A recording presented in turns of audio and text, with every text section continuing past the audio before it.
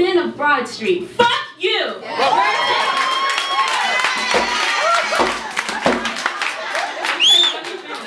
Your attention is not wanted. Please avert your eyes and mouth somewhere else. I am not that special.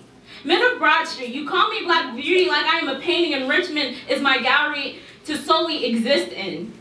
Dear men of Broad Street, you call me Black Beauty like I am a show horse in your perverted circus. You tell me to smile with arrogance and you give me commands like a father I don't even fucking know. Don't call me baby, sweetheart, or sexy, and my identity does not revolve around the pet names that you have stamped me. I am tired of strangers making me feel like my body is a masterpiece and a prison at the same damn time. I am tired of having my personal bubble stabbed with catcalls and whistles. I just wish to know what it is like not to be a sidewalk spectacle.